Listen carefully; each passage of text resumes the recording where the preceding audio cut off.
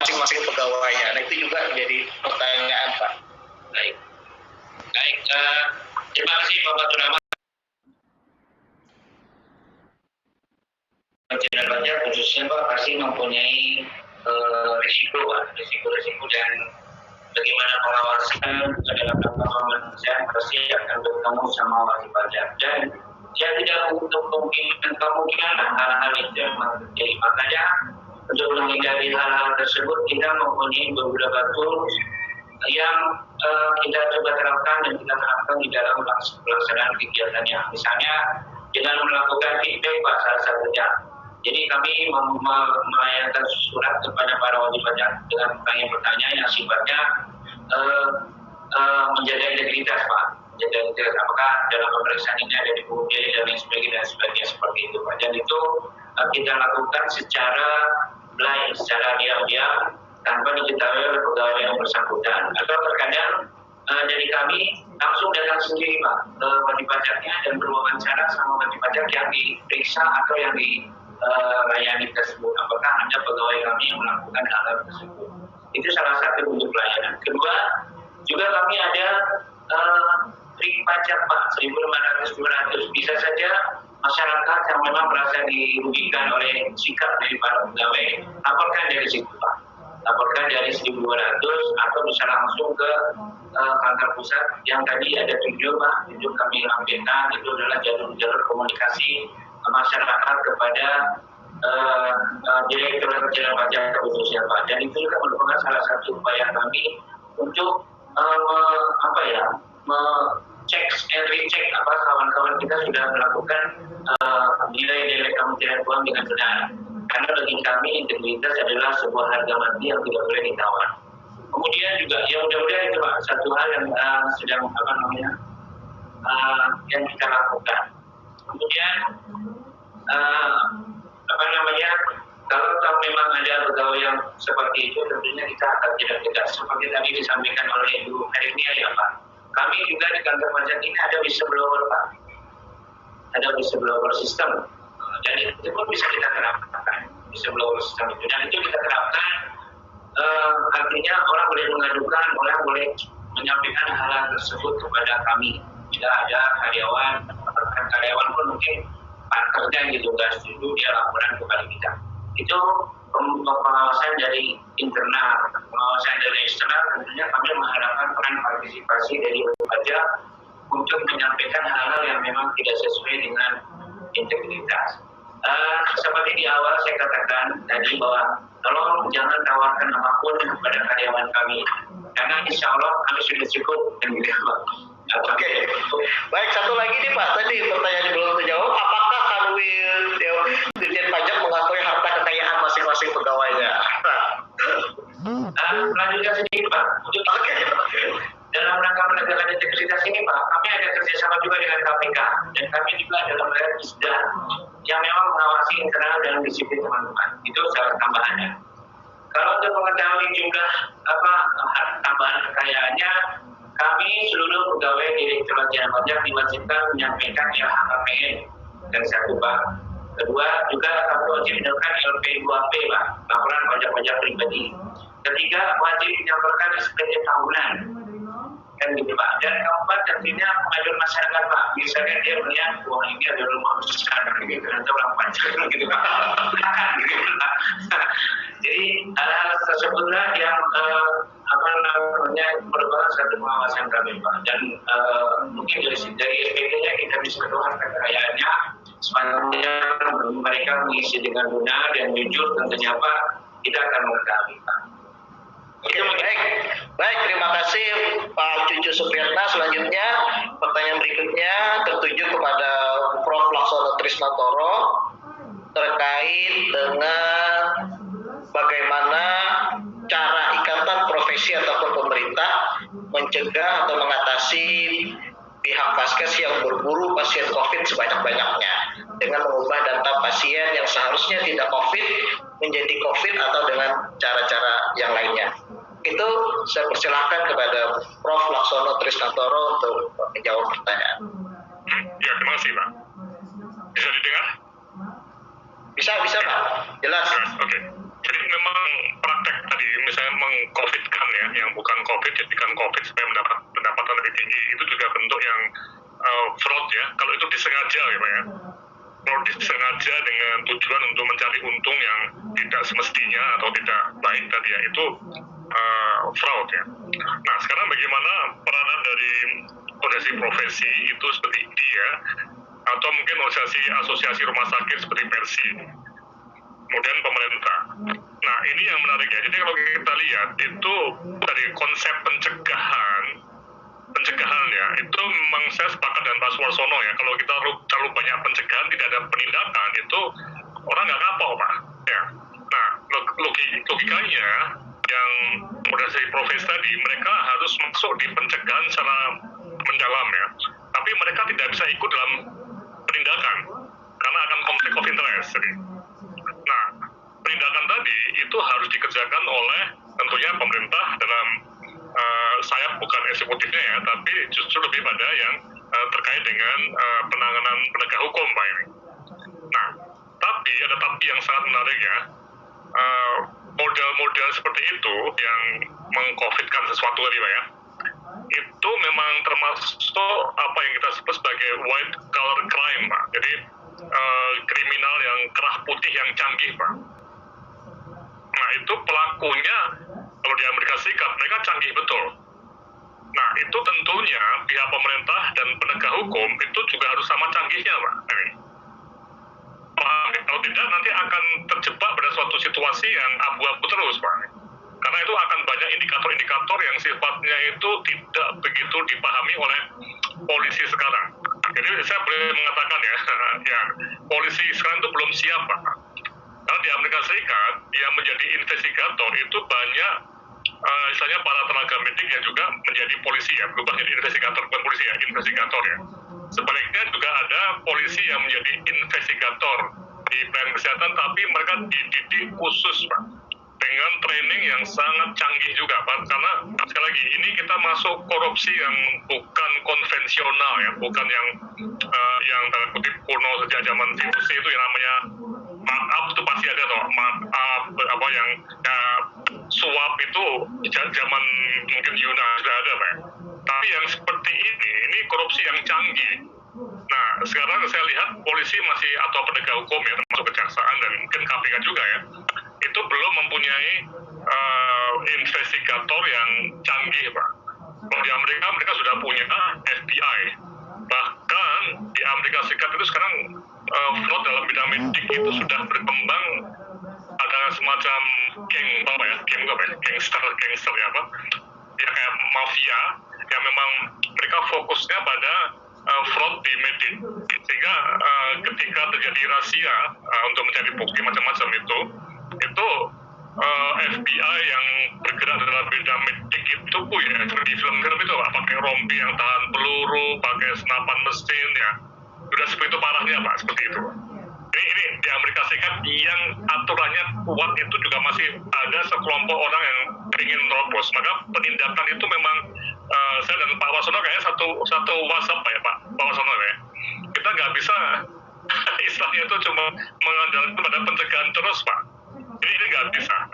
Begitu Pak ya. Jadi pencegahan itu kerjaannya organisasi profesi Pak untuk mencegah atau Kemenkes oke. Tapi kalau untuk pemerintah jadi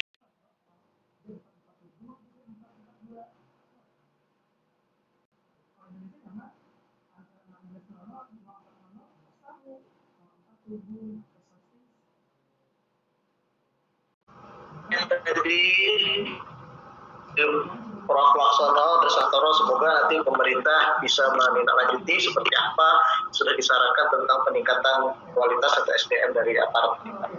Kemudian yang ketiga, bertuju kepada Ibu Farinia Damayanti, saya bacakan beberapa kompilasi pertanyaan.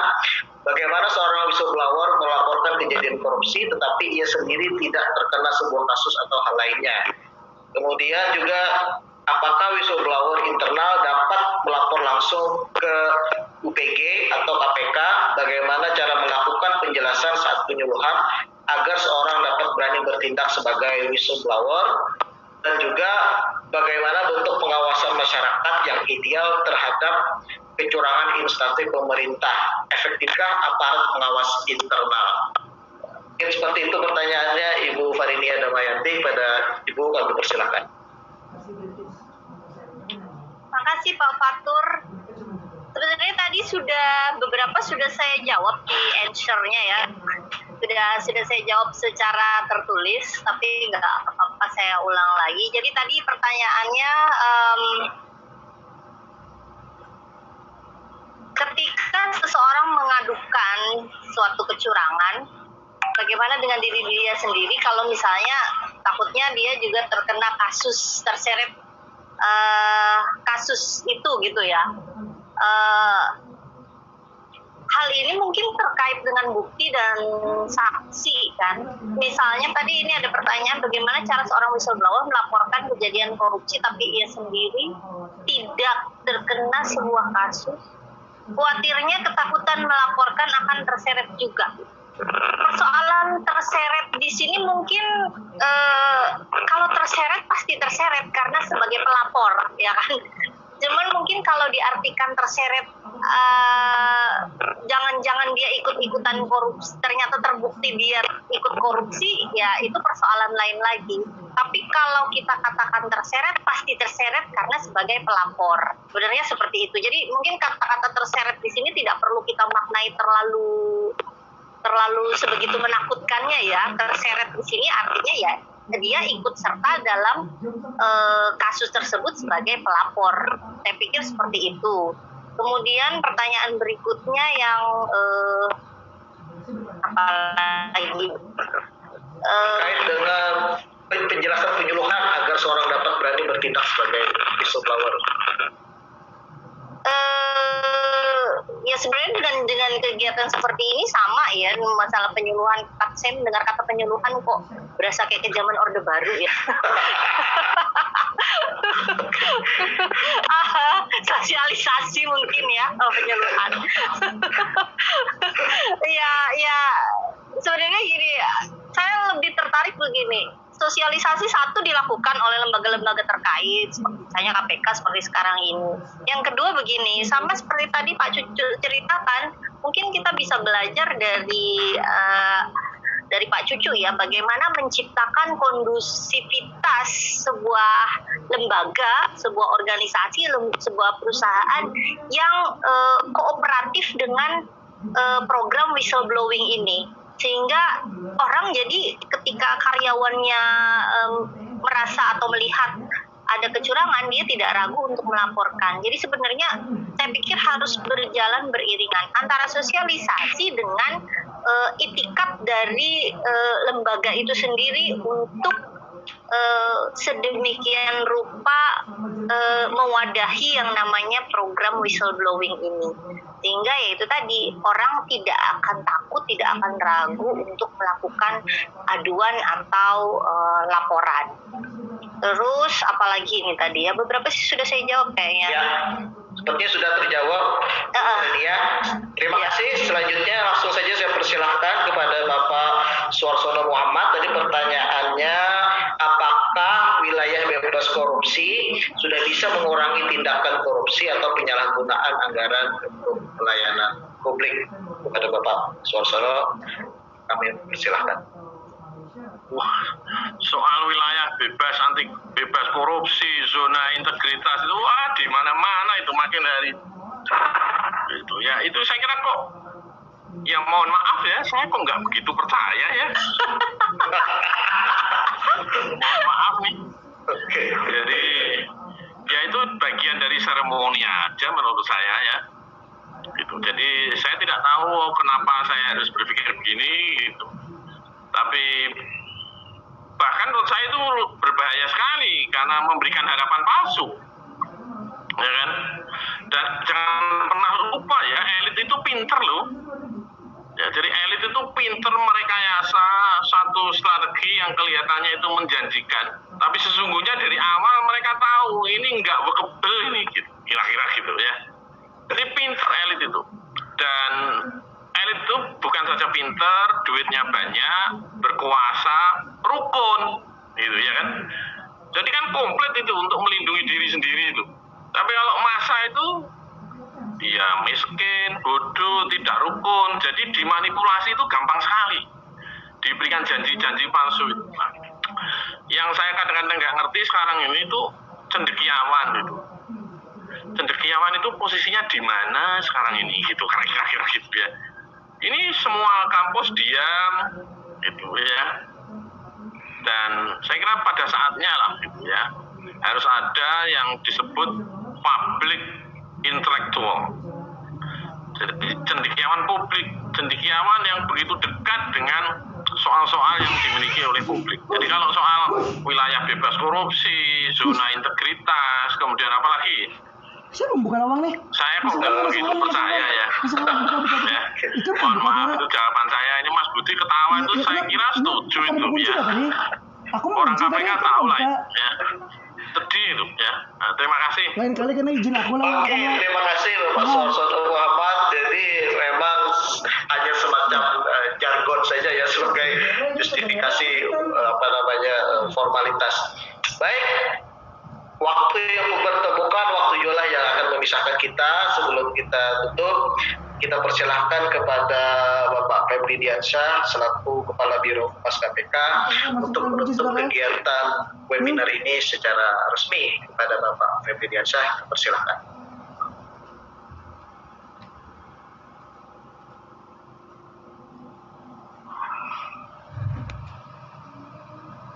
Masih di mute tadi. Assalamualaikum warahmatullahi wabarakatuh. Waalaikumsalam warahmatullahi wabarakatuh. Selamat sore semuanya. Ada Pak Suarsono juga di sini. Lama sekali nggak ketemu Pak Suarsono gitu kan. Saya ingat terakhir ketemunya agak sedih-sedih begitu ya Pak ya, di gedung lama KPK. Terima kasih juga pada para narasumber Sarasihan Pustaka gitu ya. Sarasihan Pustaka karena di Humas KPK memang kami memahami pengelolaan perpustakaan itu tidak hanya mengelola rak buku begitu, memberikan nomor buku dan orang-orang bisa meminjam, tapi sekaligus pengelolaan pengetahuan anti korupsi. Makanya ada diskusi-diskusi seperti ini dengan tema, kalau hari ini temanya adalah terkait dengan pelayanan publik ya dan pemberantasan korupsi, sesuai dengan rencana tema penerbitan Jurnal Integritas volume ke-6 yang kedua untuk tahun ini, karena Jurnal Integritas itu diterbitkan sebanyak 2 kali dalam 1 tahun. Totalnya sampai hari ini sudah ada 12 penerbitan jurnal. Tadi tentu sudah mendengar paparan yang sangat bagus ya dan sangat menarik dan inspiratif dari para narasumber terkait dengan pelayanan publik, apakah itu di pajak ataupun terkait dengan pelayanan publik di isu kesehatan. Karena ini sebenarnya meskipun sektornya berbeda jauh, tapi kalau kita lihat dari perspektif pelayanan publik, ini menyangkut hajat hidup orang banyak, bahkan sangat banyak orang yang akan terdampak dengan baik atau buruknya pengelolaan pelayanan publik, ada atau tidaknya korupsi dalam pelayanan publik di sektor pajak ataupun di sektor kesehatan. Dan satu isu yang juga krusial yang saya kira juga penting adalah terkait dengan konsep whistleblowing system ya. Karena banyak masyarakat sebenarnya agak sulit mencari semacam jalur keluhan gitu ketika mereka tidak dilayani secara baik dalam pelayanan publik, dan juga ketika mereka dipaksa untuk membayar uang melebihi aturan yang ada, atau bagaimana membuat jalur pengaduan di internal ketika ada penyimpangan atau ada korupsi internal terkait dengan struktur pelayanan publik di sebuah institusi tersebut. Jadi banyak hal yang memang semoga bisa kita dapatkan di sini. Kami ucapkan terima kasih juga pada teman-teman dari Universitas Lambung Mangkurat. Saya kira ini bukan hanya sekedar soal kita bekerja sama melakukan diskusi di sini, tapi sebenarnya kita saling menguatkan. Kalau kami berharap gitu, kita saling menguatkan dalam ikhtiar pemberantasan korupsi tersebut. Terima kasih juga pada para peserta. Kami berharap nanti para peserta atau teman-teman lain di Universitas Lambung Mangkurat atau tempat lain itu bisa berkontribusi untuk mengirimkan tulisan gitu dalam jurnal integritas yang rencananya akan kita terbitkan di edisi kedua di tahun ini dengan tema pelayanan publik dan pemberantasan korupsi. Jadwal deadline-nya untuk pengiriman tulisan call for papers-nya memang tanggal 30 September ini ya. Tetapi kita juga sedang membuka konsep klinik jurnal gitu. Jadi teman-teman yang tertarik untuk mengikuti ini bisa mengirimkan proposalnya dan nanti akan dilakukan kelas atau semacam bimbingan atau belajar bersama dalam penulisan jurnal tersebut, dan masih ada waktu di bulan Oktober untuk melakukan kegiatan bersama itu. Jadi kami mengajak teman-teman semua untuk berkontribusi, berbagi ide, berbagi pemikiran, atau bahkan berbagi pengalaman mungkin, tentu saja dalam metode penulisan yang sesuai dengan standar yang ada di jurnal, sehingga diharapkan ini bisa dibaca oleh orang banyak dan berkontribusi untuk publik, pengetahuannya, mungkin juga ada rekomendasi bagi instansi pelayanan publik, bagaimana pendekatan pencegahan yang dilakukan oleh KPK atau instansi yang terkait, ataupun upaya-upaya penindakan yang lain. Jadi sekali lagi terima kasih, dan sekaligus acara ini kami bisa ditutup untuk kita lanjutkan pada kegiatan-kegiatan berikutnya. Saya kembalikan kepada moderator atau host atau panitia, begitu, silakan. Baik, terima kasih. Sekali lagi kita ucapkan kepada Bapak Febri Diansyah yang sudah menutup kegiatan ini. Perlu saya informasikan tadi kepada para penanya yang terpilih, yang beruntung atas nama Pandita, kemudian Lina Mariatul Kiptia, kemudian Dr. Anda Rosmawati dan Arya Sena, agar dapat menghubungi panitia untuk konfirmasi hadiah merchandise ya dari panitia diskusi. Baik, sekali lagi sebagai bentuk kenang-kenangan, marilah kita bersama-sama untuk mengaktifkan video, nanti bisa di capture oleh panitia sebagai ganti dari foto bersama. Panitia sudah siap ya untuk capture ya. Saya hitung mundur dari 5, 4, 3, 2, 1. Baik, terima kasih sudah bergabung di dalam kegiatan ini. Saya selaku moderator mengucapkan permohonan maaf yang sebesar-besarnya apabila terdapat kesalahan ataupun kekeliruan, baik yang sengaja atau tidak sengaja. Selanjutnya saya kembalikan kepada host Mas Budi Prasetyo. Terima kasih. Assalamualaikum warahmatullahi wabarakatuh. Terima kasih Pak Fatur Rahman yang sudah memandu sekaligus menggali ilmu dan pengalaman dari para narasumber ya. Sehingga puzzle pelayanan publik dan pemberantasan korupsi tadi dibahas secara lengkap dan tuntas. Tadi Pak Cucu sharing soal best practice inovasi pelayanan publik. Kemudian Pak Prof. Laksono sharing tentang kalau boleh dibilang fraud practice ya di sektor kesehatan. Juga Ibu Faryani yang sharing mengenai saluran pengawasan internal, dan ditutup oleh Pak Suarsono yang mengaitkan dinamika pelayanan publik dengan isu pemberantasan korupsi. Sebagai pemantik teman-teman partisipan yang sudah hadir pada diskusi siang kali ini, baik melalui saluran Zoom maupun YouTube, untuk menuangkan ide-ide inovasinya ke dalam sebuah tulisan ilmiah yang nanti akan diikut sertakan di dalam program penulisan jurnal ya, klinik penulisan jurnal yang akan dimulai tanggal 15 Oktober sampai 29 Oktober. Baik, demikian rangkaian Sarasian Pustaka dengan tema pelayanan publik dan pemberantasan korupsi, kerjasama antara KPK dengan Universitas Lambung Mangkurat. Sekali lagi terima kasih kepada narasumber dan pihak-pihak lain yang terkait. Salam sehat, wabillahi taufik wal hidayah. Wassalamualaikum warahmatullahi wabarakatuh.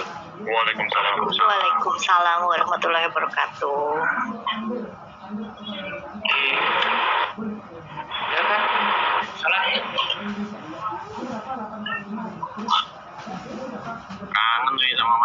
Budi sebelum masuk.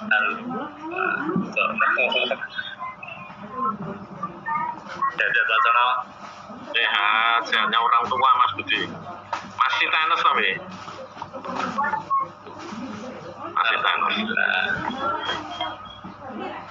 yang penting jangan diforsir Pak Sono. Iya, iya. Salam sehat juga untuk ya. Salam selamat kawan. Ya, terima kasih Pak Sono. Oke, saya pamit undur diri Mas Budi, semoga bisa berjumpa bersua di lain waktu dan kesempatan. Pak Suarsono Muhammad, Ibu Farinia, mudah-mudahan kita bisa bertemu di lain waktu dan kesempatan juga. Terima kasih. Assalamualaikum warahmatullahi wabarakatuh. Waalaikumsalam. Saya undur diri juga. Terima kasih banyak. Terima kasih semuanya. Terima kasih.